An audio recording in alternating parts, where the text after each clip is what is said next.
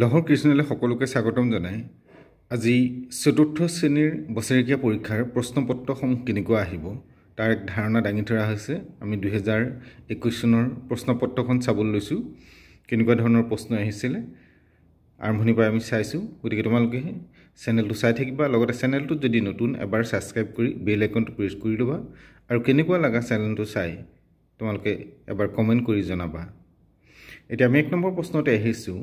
বালশুনক ইতি গীতস্য প্ৰথমতঃ অষ্ট পংক্তয়ঃ লিখতঃ।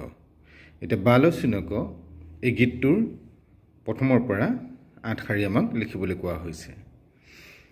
বালশুনক গীতটিৰ প্ৰথম 8 শাৰী। 2 নম্বৰতে দিছে সংস্কৃতৰ উত্তৰত। সংস্কৃতত উত্তৰ দিব লাগে। কৈশ্য দৰ্শনে চিকুৰহ শীঘ্ৰং ধাৱতি, অৰ্থাৎ কাক দেখাৰ লগে লগে চিকুৰহ মানে কি আছিলে?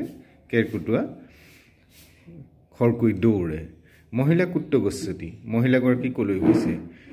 সিংহস্য সমীপম কহ গচ্ছতি, সিংহৰ ওচৰলৈ কোন আহিছে?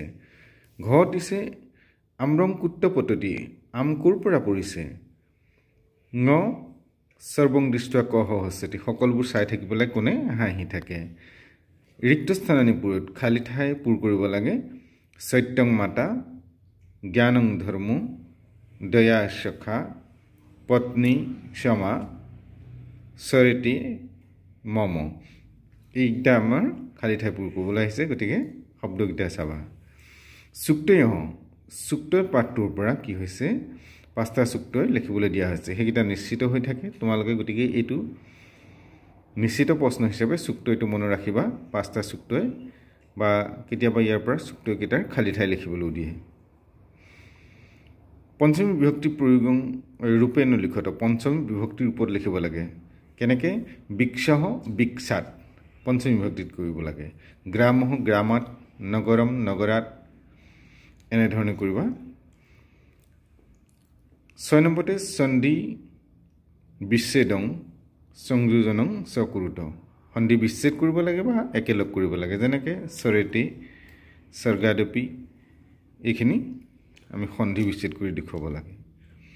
7 নম্বৰতে দিছে উত্তৰানাং প্ৰশ্নং লিখত, উত্তৰবোৰৰ প্ৰশ্ন লিখিব লাগে। তাৰমানে প্ৰশ্ন নিৰ্মাণ কৰিব লাগে। এটা উত্তৰ দি আছে তৎফলম, তৎকিম, উত্তৰটো আমি তেনেকুৱা হ'ব যে তৎকিম, ইয়াত দি আছে তৎফলম, উত্তৰ দিছে, আমি প্ৰশ্ন নিৰ্মাণ কৰিম তৎকিম, প্ৰশ্নবোধক চিন প্ৰয়োগ কৰি। ৰামহ ধ্যানং কৰোতি, ৰামহ কিং কৰোতি? গংগা নদী হিমালয়তঃ প্ৰবহতি, কুতঃ প্ৰবহতি, অৰ্থাৎ গংগা নদী কুতঃ প্ৰবহতি। পঞ্চ পাণ্ডৱাঃ সন্তি, পঞ্চ পাণ্ডৱাঃ সন্তি, কতি পাণ্ডৱাঃ সন্তি? ৰামহ ধ্যানং কৰোতি, কহ ধ্যানং কৰোতি, এনেকুৱা ধৰণে হ'ব। 8 নম্বৰতে দিছে সংস্কৃত সংখ্যাত দেৱনাগৰী অক্ষৰেণ লিখত, সংস্কৃত সংখ্যাবোৰ দিয়া হৈছে, অৰ্থাৎ দেৱনাগৰী আখৰ লিখিব লাগে। চতুৰ্দশঃ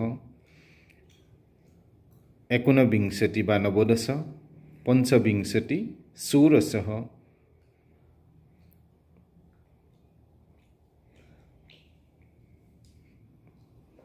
9 নম্বৰতে দিয়া হ'ল পৰস্পৰং মেলয়তু, ক অংশৰ লগত খ অংশ মিলাব লাগে।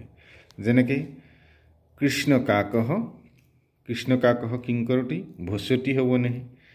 তুষ্টিং তিষ্ঠতি হ'বনে?